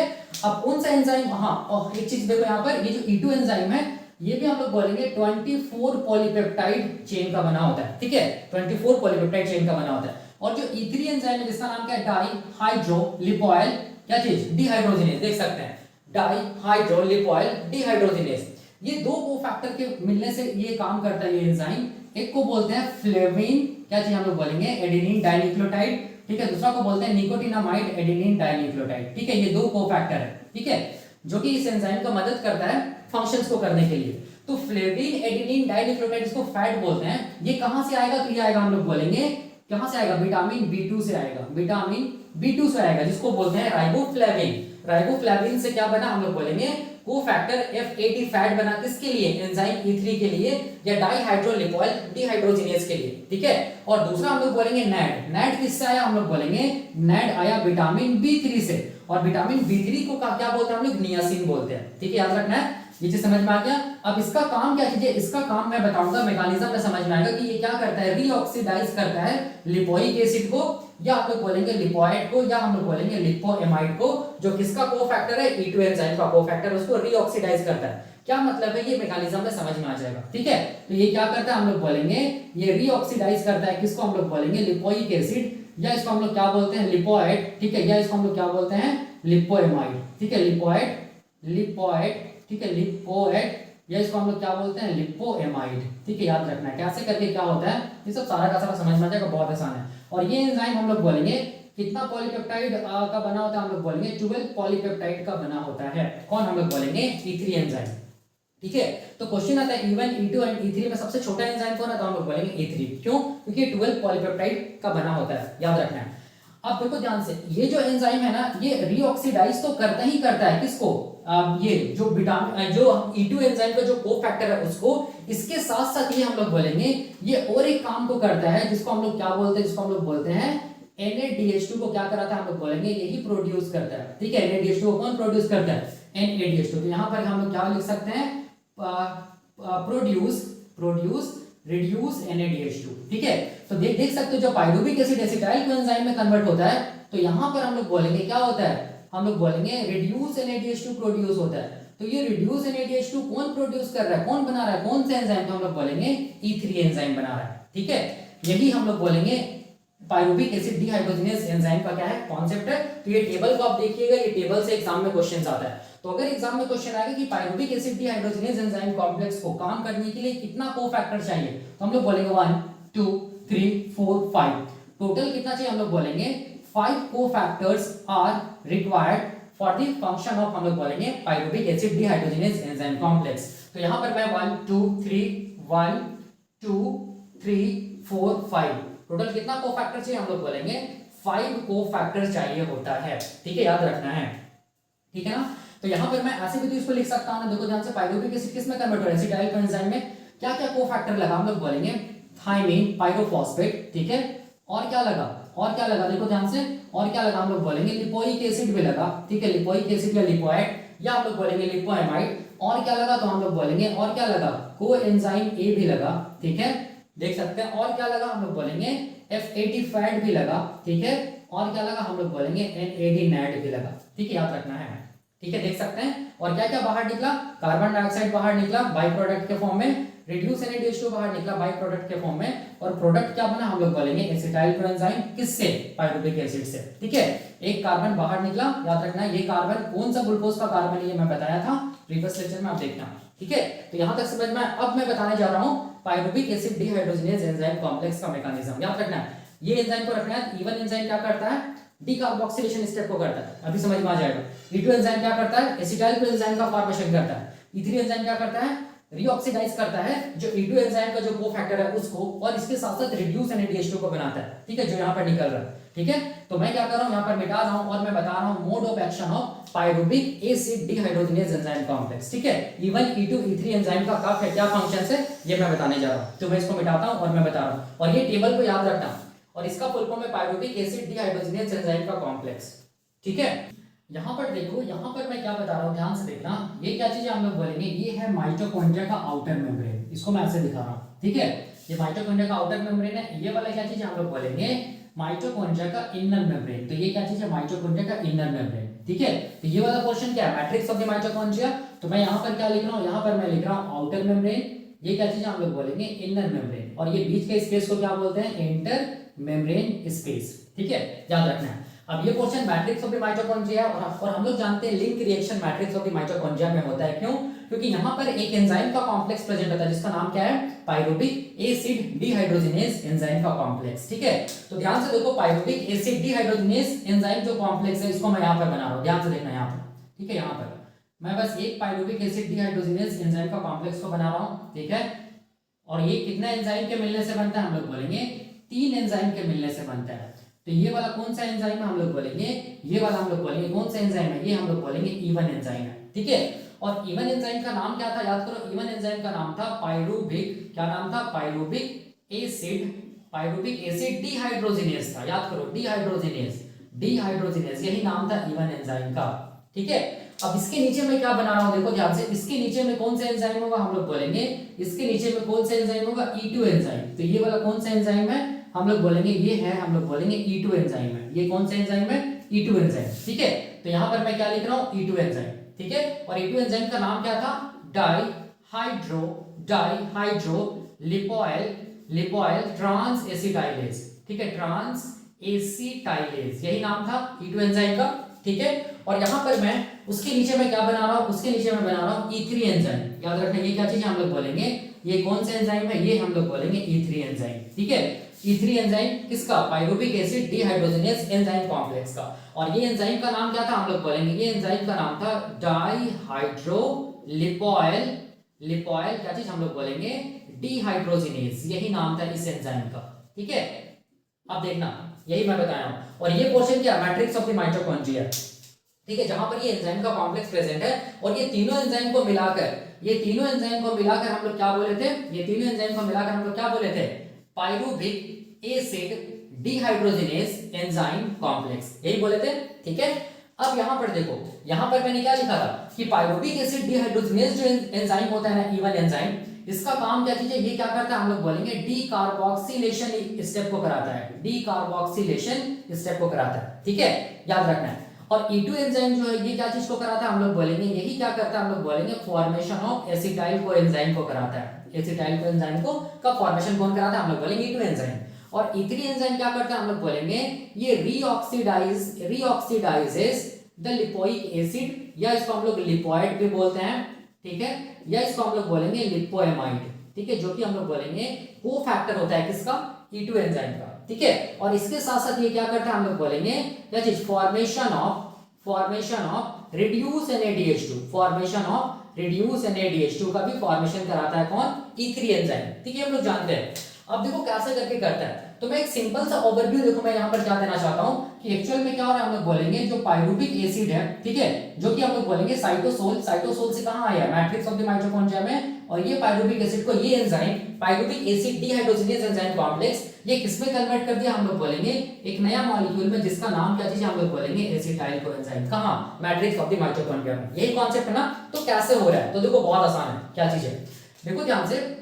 सबसे पहला हम लोग बोलेंगे जो E1 एंजाइम होता है pyruvic acid dehydrogenase enzyme complex का, वो क्या करता है, डीकार्बोक्सिलेशन रिएक्शन को कराता है। तो मैं यहाँ पर देखो दिखा रहा हूँ डीकार्बोक्सिलेशन रिएक्शन, देखना ध्यान से। तो पायरुविक एसिड जो है ना, ठीक है, जो पायरुविक एसिड का देखो मैं स्ट्रक्चर बना रहा हूँ। पायरुविक एसिड का स्ट्रक्चर क्या होता है, CH3 C double bond O, और यहाँ पर देखो COO माइनस। ठीक है, COH भी हम लोग लिख सकते हैं। ये क्या चीज हम लोग बोलेंगे, पायरुविक एसिड है। 3 कार्बन का कंपाउंड होता है पायरुविक एसिड। ये कार्बन नंबर 1 है, कार्बन नंबर 2 है, ये कार्बन नंबर 3 है, ठीक है। अब देखो ध्यान से, अब यहाँ पर ये जो एंजाइम होता है, कौन सा एंजाइम हम लोग बोलेंगे, पाइरुविक एसिड डिहाइड्रोजिनेज एंजाइम या even enzyme of pyruvic acid dehydrogenase enzyme complex. ये क्या करता है, देखो ध्यान से, ये सबसे पहले हम लोग बोलेंगे क्या करेगा, ये जो कार्बन है, ये जो कार्बन है COOH, ठीक है, या हम लोग बोलेंगे COO-, इसको ये बाहर निकाल देता है। देखो ध्यान से, इसको ये सबसे पहले रिमूव करता है, किस फॉर्म में, हम लोग बोलेंगे कार्बन डाइऑक्साइड के फॉर्म में। तो यहाँ पर हम लोग क्या बोलेंगे, यहाँ पर हम लोग बोलेंगे क्या कर रहा है ये एंजाइम कर रहा है डी कार्बोक्सिलेशन स्टेप को कर रहा है। कौन सा enzyme, pyruvic acid dehydrogenase enzyme. कौन सा कार्बन को निकाल रहा है, तो ध्यान से देखो, पाइरुविक एसिड में जो कार्बोक्सिलिक एसिड ग्रुप में जो कार्बन है उसको कौन निकाल रहा है, हम लोग बोलेंगे कौन सा एंजाइम, इवन एंजाइम निकाल रहा है। किस फॉर्म में निकाल रहा है, कार्बन डाइऑक्साइड के फॉर्म में। इसीलिए इवन एंजाइम का फंक्शन क्या चीज है, डी कार्बोक्सिलेशन इसका फंक्शन है, ठीक है। अब देखो, जैसे हम लोग बोलेंगे ये वाला COOH या कार्बोक्सिलिक एसिड में जो COO ग्रुप था वो कार्बन डाइऑक्साइड के फॉर्म में बाहर निकलेगा, तो यहाँ पर किसका वैलेंसी फ्री होगा, ये कार्बन का वैलेंसी फ्री होगा। और ये कार्बन के वैलेंसी से, देखना ध्यान से, ये कार्बन के वैलेंसी से कौन बाइंड कर जाएगा, तो हम लोग बोलेंगे इवन एंजाइम के पास क्या होता है, इसका कोफैक्टर होता है, जिसको हम लोग क्या बोलते हैं, थायमीन पाइरोफॉस्फेट, मैंने बताया था, ठीक है। तो ये कोफैक्टर कहां से जाके बाइंड कर जाएगा, हम लोग बोलेंगे ये वाला जो कार्बन का जो वैलेंसी है यहां से जाके बाइंड कर जाएगा आफ्टर रिमूवल ऑफ क्या चीज, कार्बन डाइऑक्साइड। तो स्ट्रक्चर कैसा दिखेगा, तो स्ट्रक्चर देखो ध्यान से कैसा दिखेगा, हम लोग बोलेंगे TPP, यही स्ट्रक्चर दिखेगा। जैसे ही TPP इसके साथ जुड़ेगा, ठीक है, किसके साथ, हम लोग बोलेंगे कार्बन के वैलेंसी के साथ, ठीक है, तब क्या होगा, देखो ध्यान से, तब क्या होगा, हम लोग बोलेंगे ये जो ऑक्सीजन और कार्बन के बीच में जो बॉन्ड है ना, ठीक है, ये हम लोग बोलेंगे टूटेगा और ऑक्सीजन का एक वैलेंसी इधर फ्री होगा और कार्बन के एक वैलेंसी इधर फ्री होगा। और ये वैलेंसी से क्या जुड़ेगा, कुछ नहीं है, इसका मतलब क्या जुड़ेगा, हम लोग बोलेंगे हाइड्रोजन जुड़ेगा, ठीक है। तो यहाँ पर क्या चीज का फॉर्मेशन होगा, इसको मैं डायरेक्टली लिख दूं ऐसे करके OH, ठीक है। तो यहाँ पर क्या होगा, हम लोग बोलेंगे, इसको हम लोग क्या बोलेंगे, इसको हम लोग बोलेंगे हाइड्रोक्सी, इसको हम लोग क्या बोलेंगे, हाइड्रोक्सी, ठीक है, चूंकि OH है और कितना कार्बन है, 2 कार्बन, तो मीथेन इथेन, हाइड्रोक्सी हम लोग बोलेंगे क्या चीज, हाइड्रोक्सी इथेन, क्या चीज हम लोग बोलेंगे, थायमीन पाइरोफॉस्फेट, जिसका शॉर्ट फॉर्म क्या चीज है, हाइड्रोक्सी इथेन थायमीन पाइरोफॉस्फेट का फॉर्मेशन होगा। समझो क्या हो रहा है, बहुत आसान है, ठीक है। अब देखो, अब यहाँ पर चूंकि डिहाइड्रोजिनेज एंजाइम है, तो यहाँ पर यहाँ पर हम लोग बोलेंगे ये ऑक्सीडेशन करेगा ही करेगा। हालांकि ये एंजाइम, इवन एंजाइम डिकार्बोक्सिलेशन को कर रहा है, लेकिन इसके बाद ये क्या करेगा, ऑक्सीडेशन करेगा, ठीक है। इसके बाद ये क्या करेगा, हम लोग बोलेंगे ऑक्सीडेशन करेगा। ऑक्सीडेशन का डेफिनेशन क्या होता है, हम लोग बोलेंगे लॉस ऑफ, या हम लोग बोलेंगे रिमूवल ऑफ, क्या चीज, मैं लिख रहा हूं डायरेक्ट, लॉस ऑफ हाइड्रोजन, ठीक है। अगर लॉस ऑफ हाइड्रोजन होगा तो इसको हम लोग क्या बोलेंगे, ऑक्सीडेशन। तो यहाँ पर देखो क्या हो रहा है, यहाँ पर हम लोग बोलेंगे, ध्यान से देखना, यहाँ पर क्या होगा, हम लोग बोलेंगे ये जो है ना, ये वाला, ठीक है, ये हाइड्रोजन, ठीक है, और हम लोग बोलेंगे ये हाइड्रोजन, दोनों यहाँ पर क्या होगा, हम लोग बोलेंगे रिमूव होगा, ठीक है। दोनों हाइड्रोजन रिमूव होगा तो लॉस ऑफ हाइड्रोजन हुआ, ठीक है। तो कितना हाइड्रोजन रिमूव हो रहा है, हम लोग बोलेंगे 2 हाइड्रोजन यहाँ पर हट रहा है, ठीक है। किससे हट रहा है, हाइड्रोक्सी इथेन थायमीन पाइरोफॉस्फेट से। तो loss of hydrogen is known as, हम लोग क्या बोलेंगे, ऑक्सीडेशन, ठीक है। तो यहाँ पर क्या हुआ, हम लोग बोलेंगे ऑक्सीडेशन हो रहा है, ठीक है। किसका ऑक्सीडेशन हो रहा है, ध्यान से देखो, तो हम लोग क्या बोलेंगे, हाइड्रोक्सी इथेन थायमीन पाइरोफॉस्फेट का।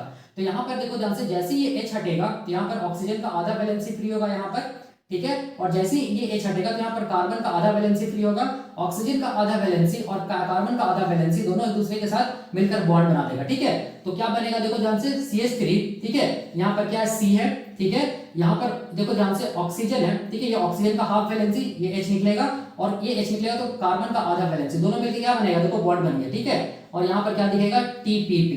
तो ये जो ग्रुप है ना, ये वाला जो ग्रुप है, ये वाला ग्रुप, इस ग्रुप को हम लोग एसिटाइल ग्रुप बोलते हैं, इसको हम लोग क्या बोलेंगे, एसिटाइल ग्रुप, CH3CO, इसको बोलते हैं एसिटाइल ग्रुप। तो एसिटाइल क्या चीज, हम लोग क्या नाम बोलेंगे, एसिटाइल थायमीन पाइरोफॉस्फेट का फॉर्मेशन हुआ, ठीक है। तो यही हम लोग बोलेंगे इवन एंजाइम का काम है। मेन काम यहाँ पर क्या चीज है, कार्बन डाइऑक्साइड को बाहर निकालना। देख सकते हैं डिकार्बोक्सिलेशन रिएक्शन हुआ है, ठीक है। अब देखो ध्यान से, ये थायमीन पाइरोफॉस्फेट किसका कोफैक्टर था, इवन एंजाइम का कोफैक्टर था ना, तो ये फिर से रीजनरेट करेगा ताकि फिर से जब अगला रिएक्शन हो तो ये थायमीन पाइरोफॉस्फेट इस एंजाइम के लिए अवेलेबल रहे, ठीक है। तो रीजनरेट कैसे करेगा, तो देखो ध्यान से, यहाँ पर समझना है, देखो अब यहाँ पर ये जो एंजाइम है ना, E2 एंजाइम, ये E2 एंजाइम के पास जो कोफैक्टर था उसका नाम क्या था, लिपोइक एसिड। तो La का मतलब हो गया लिपोइक एसिड, या इसको हम लोग लिपोइड भी बोलते हैं या लिपोएमाइड भी बोलते हैं, ठीक है। ये जो लिपोइक एसिड है ना, याद रखना, ये लिपोइक एसिड हम लोग बोलेंगे, ये लिपोइक एसिड के पास क्या होता है, हम लोग बोलेंगे 2 सल्फर होता है, और ये दो सल्फर डाइसल्फाइड बॉन्ड से जुड़ा होता है, ठीक है।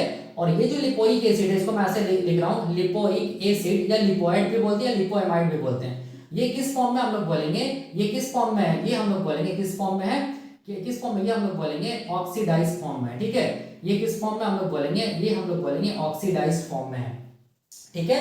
अब देखो यहाँ पर क्या होता है, ध्यान से देखना यहाँ पर क्या होगा, हम लोग बोलेंगे ये जो 2H निकला था, ठीक है, ये जो 2H निकला था, ये 2H हम लोग बोलेंगे, ये 2H हम लोग बोलेंगे अटैक करता है, किस पे अटैक करता है, किस पे अटैक करता है, हम लोग बोलेंगे ये जो लिपोइक एसिड में जो सल्फर के बीच में जो डाइसल्फाइड बॉन्ड है ना, उसमें अटैक करता है, ठीक है। तो ये दो हाइड्रोजन क्या करेगा, अटैक्स क्या चीज हम लोग बोलेंगे, the disulphide linkage, disulphide linkage, ठीक है। डाइसल्फाइड लिंकेज पे क्या किया, अटैक किया, जिसकी वजह से ये डाइसल्फाइड लिंकेज टूट जाएगा, ठीक है। टूटेगा तो सल्फर का आधा वैलेंसी फ्री होगा, ये सल्फर का आधा वैलेंसी फ्री होगा, तो क्या बनेगा, देखो ध्यान से, तो क्या बनेगा, क्या बनेगा, देखो ध्यान से, क्या दिखेगा, ये लिपोइक एसिड है, ठीक है। ये क्या चीज हम लोग बोलेंगे, सल्फर, ये क्या चीज है, सल्फर, ठीक है। और सल्फर के साथ कौन यहाँ पर देखो कंबाइन करेगा, एक दो हाइड्रोजन है तो एक हाइड्रोजन इसके साथ जुड़ जाएगा, ये सल्फर के साथ, दूसरा ये जो हाइड्रोजन है वो किसके साथ जुड़ जाएगा, ये सल्फर के साथ जुड़ जाएगा। तो यहाँ पर क्या हुआ, हम लोग बोलेंगे एडिशन ऑफ हाइड्रोजन हुआ है, एडिशन ऑफ क्या हुआ, हम लोग बोलेंगे हाइड्रोजन हुआ है, किसके साथ, लिपोइक एसिड के साथ, जो ऑक्सीडाइज्ड स्टेट में रहता है, ठीक है। तो जब addition of hydrogen is known as, हम लोग बोलेंगे रिडक्शन, तो इसको हम लोग क्या बोलेंगे, रिड्यूस लिपोइक एसिड या रिड्यूस लिपोइड या रिड्यूस लिपोएमाइड, ठीक है। समझ में आया, addition of hydrogen is known as reduction, इसीलिए इसको बोल रहे हैं रिड्यूस लिपोइक एसिड या रिड्यूस लिपोइड, ठीक है, या रिड्यूस लिपोएमाइड। अब देखो अब क्या होगा, आप यहां पर समझना है, देखो ध्यान से, यहां पर इंपॉर्टेंट है। अब यहां पर देखो ध्यान से, ये एंजाइम का काम क्या चीज है, फॉर्मेशन ऑफ एसिटाइल एंजाइम को करवाना, ठीक है। तो अब ये एंजाइम क्या करेगा, देखो ध्यान से, यही एंजाइम E2 एंजाइम क्या करेगा, ये जो बॉन्ड है ना एसिटाइल TPP के बीच में, देखो ये जो बॉन्ड है ना इसको तोड़ेगा, ठीक है, इसको तोड़ेगा। तो यहां पर जैसे ये बॉन्ड टूटेगा तो ये थायमीन पाइरोफॉस्फेट क्या हो जाएगा, हम लोग बोलेंगे फिर से वापस क्या आ जाएगा, हम लोग बोलेंगे रीजनरेट कर जाएगा। तो हम लोग क्या बोलेंगे, रीजनरेट कर गया, कौन, थायमीन पाइरोफॉस्फेट, कौन अलग हो गया, एसिटाइल ग्रुप अलग हो गया। अब ये जो एसिटाइल ग्रुप है इसका ट्रांसफर होगा कहां, हम लोग बोलेंगे E2 एंजाइम में। तो देखो ध्यान से, यहां पर मैं क्या दिखा रहा हूं, यहां पर दिखा रहा हूं ट्रांसफर ऑफ एसिटाइल ग्रुप, कहां हम लोग बोलेंगे E2 एंजाइम में, कौन आ गया, हम लोग बोलेंगे एसिटाइल ग्रुप आ गया, ठीक है। अब जैसे ही एसिटाइल ग्रुप का ट्रांसफर होता है E2 एंजाइम आता है, तब देखो ध्यान से E2 एंजाइम क्या करता है, ये जो एसिटाइल ग्रुप है उसको किसके साथ जोड़ देता है, हम लोग बोलेंगे ये जो रिड्यूस लिपोइक एसिड है ना, उसके एक सल्फर के साथ किसको जोड़ देगा, हम लोग बोलेंगे एसिटाइल ग्रुप को जोड़ देगा, ठीक है। तो कैसा दिखेगा स्ट्रक्चर, देखो ध्यान से, कैसा दिखेगा स्ट्रक्चर, मैं डायरेक्टली यहां पर दिखा रहा हूं, कैसा दिखेगा स्ट्रक्चर, देखो ध्यान से, यहां पर देखना, ये ऐसे दिखेगा, देखो कुछ इस तरीके से दिखेगा, लिपोइक एसिड है, यहां पर क्या चीज है, सल्फर है, ठीक है, यहां पर सल्फर है, देखो ध्यान से, सल्फर है ना, ठीक है। और यहां पर कौन जुड़ गया, हम लोग बोलेंगे एसिटाइल ग्रुप जुड़ गया। इसको मैं ऐसे दिखा रहा हूं, देखो ध्यान से, ऐसे करके दिखा रहा हूं, ऐसे करके इसको ऐसे दिखा दे रहा हूं, देखो ध्यान से, इसको मैं ऐसे दिखा रहा हूं, यहां पर दिखा रहा हूं, इसको ऐसे करके दिखा रहा हूं, C डबल बॉन्ड O, और यहां पर दिखा रहा हूं क्या चीज, CH3, इसको मैं ऐसे करके दिखा दे रहा हूं, ठीक है। ये C डबल बॉन्ड O, ये क्या चीज है, CH3, ये किसके साथ जुड़ा, इसके साथ जुड़ गया, किसके साथ, रिड्यूस लिपोइक एसिड के साथ। तब देखो ध्यान से, तब क्या चीज का फॉर्मेशन हुआ, ये क्या चीज है, हम लोग बोलेंगे एसिटाइल ग्रुप है ना, तो उसको हम लोग क्या बोलेंगे एसिटाइल, और ये कैसा है, रिड्यूस लिपोइड है ना, तो उसको हम लोग क्या बोलेंगे एसिटाइल रिड्यूस्ड लिपोइक एसिड, या हम लोग बोलेंगे एसिटाइल रिड्यूस लिपोएमाइड का फॉर्मेशन हुआ, कहां पर, E2 एंजाइम में, ठीक है। अब हम लोग जानते हैं, मैं थोड़ा सा E2 एंजाइम को थोड़ा बड़ा कर दे रहा हूं, यहां पर इतना कर दे रहा हूं, देखो ध्यान से, ठीक है। अब हम लोग जानते हैं कि E2 एंजाइम के पास एक कोफैक्टर क्या होता है, हम लोग बोलेंगे एक कोफैक्टर क्या होता है, लिपोइक एसिड होता है, जिसका स्ट्रक्चर मैंने यहां पर दिखाया। दूसरा कोफैक्टर क्या होता है, हम लोग बोलेंगे एसिटाइल एंजाइम होता है, जिसको मैं कैसे दिखा रहा हूं, देखो ध्यान से, जिसको मैं ऐसे दिखा रहा हूं, इस फॉर्म में दिखा रहा हूं, COA और SH, ठीक है, ऐसे करके ऐसे दिखा रहा हूं, ठीक है। देखो ध्यान से, ये कौन सा हम लोग बोलेंगे, ये कौन सा कोफैक्टर हम लोग बोलेंगे, ये एसिड का, ये हम लोग बोलेंगे कोएंजाइम A है, ठीक है, ये क्या चीज है, कोएंजाइम A है, ये दूसरा कोफैक्टर है, किसका हम लोग बोलेंगे E2 एंजाइम का।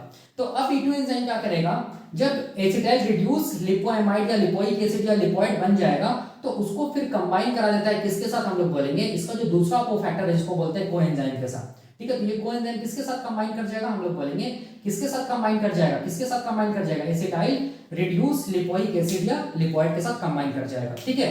हाँ, यहाँ पर देखो, ये यहाँ पर ये ऐसे रहेगा ना, ये दूसरा वाला, इसको मैं ऐसे दिखा रहा हूँ, देखो ध्यान से, ठीक है, ये वाला छूट गया था। अब देखो यहाँ पर जैसे ही कंबाइन करेगा तो क्या बनेगा, देखो ध्यान से, क्या बनेगा क्या बनेगा, देखो ध्यान से क्या बनेगा, यहाँ पर ध्यान देना, यहाँ पर क्या बनेगा, देखो ध्यान से, यहाँ पर ये देखो ध्यान से CH3, देखो ध्यान से मैं ऐसे लिख रहा हूँ CH3, ये क्या चीज है, C डबल बॉन्ड O, ठीक है, ये वाला बॉन्ड टूटेगा और ये वाला बॉन्ड टूटेगा और इसके साथ कौन जुड़ जाएगा, हम लोग बोलेंगे ये कोएंजाइम A जुड़ जाएगा। तो देखो ऐसे दिखेगा, देखो ध्यान से, यहाँ पर क्या होगा, हम लोग बोलेंगे S, क्या चीज, हम लोग बोलेंगे COA, ठीक है, SCOA, इसको हम लोग बोलते हैं एसिटाइल कोएंजाइम, इसको हम लोग क्या बोलते हैं, एसिटाइल कोएंजाइम A बोलेंगे, ठीक है। ये वाला बॉन्ड टूटेगा, तो ये वाला बॉन्ड जब टूटेगा, ठीक है, तो ये ग्रुप तो इसके साथ जुड़ जाएगा, ठीक है, ये इसके साथ जुड़ जाएगा, कोएंजाइम के साथ जुड़ जाएगा, एसिटाइल ग्रुप को क्या बनाएगा, एसिटाइल कोएंजाइम। तो आप देख सकते हैं यहाँ पर E2 एंजाइम क्या चीज का फॉर्मेशन किया, एसिटाइल कोएंजाइम का फॉर्मेशन किया, ठीक है। लेकिन बाकी जो रिमेनिंग पोर्शन है, देखो ध्यान से, रिमेनिंग जो पोर्शन है, क्या बच गया यहाँ पर, क्या बचा, रिमेनिंग पोर्शन क्या बचा, जब ये हटा तो क्या बचेगा यहाँ पर, देखो ध्यान से क्या बचेगा, इसको मैं यहाँ दिखा रहा हूँ, देखो ध्यान से, लिपोइक एसिड, ये क्या चीज है, सल्फर, ये वाला बॉन्ड टूटा ना, तो यहाँ पर क्या आ जाएगा, हम लोग बोलेंगे हाइड्रोजन आ जाएगा, देखो ध्यान से, ये हाइड्रोजन आ जाएगा, ठीक है। यहाँ पर फिर क्या चीज है, यहाँ पर हम लोग बोलेंगे सल्फर, और यहाँ पर क्या चीज है, ये हम लोग बोलेंगे ये है क्या चीज H, ठीक है, यही बच जाएगा, देखो ध्यान से, ये हट जाएगा तो फिर यही दिखेगा ना, इसको आप लोग क्या बोलेंगे, इसको आप लोग क्या बोलेंगे, इसको आप लोग बोलेंगे क्या चीज, ये किस फॉर्म में अभी भी है, रिड्यूस लिपोइक एसिड या लिपोइड या लिपोएमाइड बोलेंगे इसको, ठीक है, रिड्यूस लिपोएमाइड के फॉर्म में। लेकिन इसको किस फॉर्म में जाना है, हम लोग बोलेंगे इसको फिर से हम लोग बोलेंगे ऑक्सीडाइज फॉर्म में जाना है, ठीक है। तो ऑक्सीडाइज फॉर्म में मतलब ये जो रिड्यूस लिपोइक एसिड है, इसको ऑक्सीडाइज कौन करता है, हम लोग बोलेंगे E3 एंजाइम। इसीलिए मैंने यहाँ पर क्या लिखा है, रीऑक्सीडाइजेस लिपोइक एसिड और लिपोइड, ठीक है, रीऑक्सीडाइजेस द रिड्यूस लिपोइक एसिड और लिपोइड और लिपोएमाइड, ठीक है, ताकि फिर से ये फंक्शन हो सके। तो इसको करने के लिए कौन सा एंजाइम काम करता है, हम लोग बोलेंगे E3 एंजाइम काम करता है। तो ये E3 एंजाइम कैसे काम करता है, देखो बहुत आसान है, कैसे काम करता है, देखना ध्यान से। E3 एंजाइम के पास दो कोफैक्टर था, एक कोफैक्टर का नाम क्या था, हम लोग बोलेंगे फैड, और दूसरा कोफैक्टर का नाम क्या था, हम लोग बोलेंगे नैड, ठीक है। फैड देखो क्या करता है, ध्यान से देखना, फैड क्या करेगा, ठीक है, फैड क्या करता है, इसको मैं ऐसे करके लिख रहा हूँ, इसको मैं ऐसे रिवर्स करके लिख रहा हूँ, देखो इसको मैं ऐसे भी तो लिख सकता हूँ ना, ठीक है, इसको मैं ऐसे लिख रहा हूँ, देखो ध्यान से, यहाँ पर लिपोइक एसिड है, ठीक है, ये क्या चीज है, हम लोग बोलेंगे रिड्यूस लिपोइक एसिड है यहाँ पर, और ये क्या चीज है, सल्फर है, और ये क्या चीज है, हम लोग बोलेंगे ये हाइड्रोजन है, ये हाइड्रोजन है, इसको मैं जस्ट रिवर्स करके लिख रहा हूँ, ठीक है। अब यहाँ पर क्या प्रेजेंट होता है, हम लोग बोलेंगे F80 फैड कोफैक्टर होता है और N80 डैड इसका कोफैक्टर है। तो अब फैड क्या करता है, देखो ध्यान से, फैड क्या करता है, हम लोग बोलेंगे फैड क्या करेगा, ध्यान से देखना, फैड यहाँ पर क्या करेगा, ये दोनों जो H है ना उसको गेन कर लेगा फैड, ठीक है।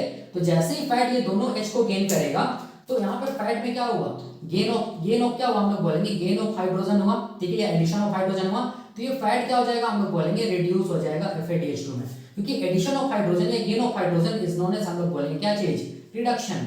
तो अब ये फैड क्या हो गया, हम लोग बोलेंगे रिड्यूस हो गया, कब रिड्यूस हुआ, ये दोनों H को ले लिया, किससे, रिड्यूस लिपोइक एसिड से। तो जैसे ये दोनों H को लिया फैड, ठीक है, तब लिपोइक एसिड किसमें चेंज हो जाएगा, तब लिपोइक जो रिड्यूस लिपोइक एसिड है वो वापस किसमें चेंज हो जाएगा, देखो ध्यान से, वो वापस मैं यहाँ पर दिखा रहा हूँ, ठीक है, इसको मैं और थोड़ा सा ये कर दे रहा हूँ, यहाँ पर इसको ऐसे दिखा दे रहा हूँ, देखो ध्यान से, इसको ऐसे थोड़ा सा और बड़ा कर दे रहा हूँ, ठीक है।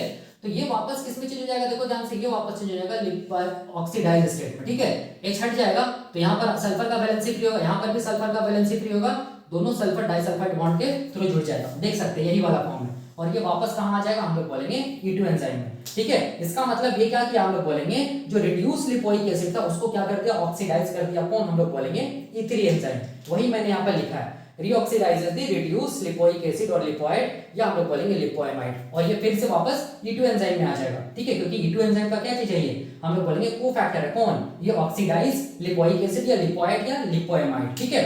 अब देखो कौन अनस्टेबल हो गया, F8 ये क्या चीज अनस्टेबल है, तो ये अपना H को किसको दे देगा, हम लोग बोलेंगे ये अपना H को किसको दे देगा, N80 नैड को दे देगा, ठीक है, नैड को दे देगा, कौन, ये अपना ये नैड क्या करेगा, देखो ध्यान से, इसको मैं ऐसे दिखा रहा हूँ, नैड अब क्या करेगा, नैड हम लोग बोलेंगे ये क्या करेगा, F80H2 से क्या ले लेगा, H2 को ले लेगा, दो H को ले लेगा, तो हम लोग क्या बोलेंगे, ये नैड किस में चेंज हो जाएगा, NaDH2 में चेंज हो जाएगा, ठीक है। तो यहाँ पर क्या हुआ, हम लोग बोलेंगे एडिशन ऑफ हाइड्रोजन हुआ है, addition of hydrogen is known as, हम लोग बोलेंगे क्या चीज, रिडक्शन। तो यहाँ पर क्या बना, रिड्यूस NaDH2 का फॉर्मेशन हुआ, क्या चीज का फॉर्मेशन हुआ, रिड्यूस NaDH2 का फॉर्मेशन हुआ, वही मैंने यहाँ पर लिखा है, देखो ध्यान से, E3 एंजाइम क्या चीज का फॉर्मेशन करेगा, रिड्यूस NaDH2 का भी फॉर्मेशन करेगा, ठीक है। तो यही था, देखो ध्यान से, पायरुविक एसिड किसमें चेंज हुआ था, हम लोग बोलेंगे एसिटाइल कोएंजाइम में। यही कॉन्सेप्ट है ना।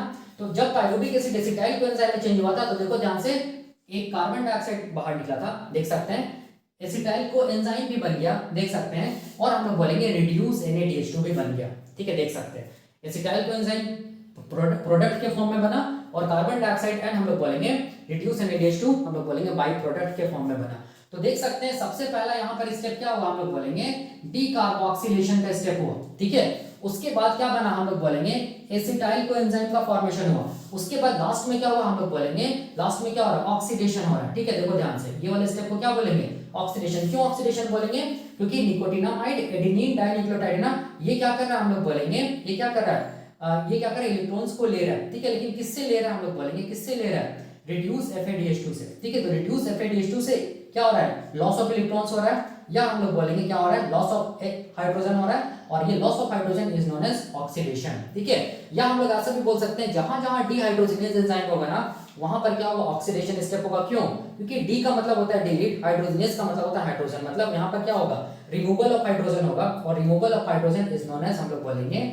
ऑक्सीडेशन। तो यहाँ पर देख सकते हैं, पहला डीकार्बोक्सिलेशन हुआ, दूसरा एसिटाइल कोएंजाइम का फॉर्मेशन हुआ, और तीसरा हम लोग बोलेंगे क्या हुआ, ऑक्सीडेशन हुआ। इसीलिए इस स्टेप जो लिंक रिएक्शन उसको हम लोग बोलते हैं ऑक्सीडेटिव डीकार्बोक्सिलेशन बोलते हैं। ठीक है, तो यही इसके पीछे मैकेनिज्म है, किसके पीछे, pyruvic acid dehydrogenase enzyme complex का यही मैकेनिज्म है। ठीक है, तो ये बहुत आसान है, आप देख सकते हैं, मैंने बहुत आसान तरीके से बताया। ठीक है, तो यही इसका कॉन्सेप्ट है, तो ये खत्म होता है। अब हम लोग क्या देखेंगे, अब हम लोग देखेंगे कि pyruvic acid dehydrogenase enzyme complex का रेगुलेशन देखेंगे। मतलब pyruvic acid dehydrogenase enzyme complex को कैसे करके कंट्रोल किया जाता है, कब पायरुविक एसिड से एसिटाइल कोएंजाइम बनेगा, कब नहीं बनेगा, इसको हम लोग स्टडी करेंगे pyruvic acid dehydrogenase enzyme complex का रेगुलेशन में। ठीक है, तो ये हम लोग देखेंगे नेक्स्ट।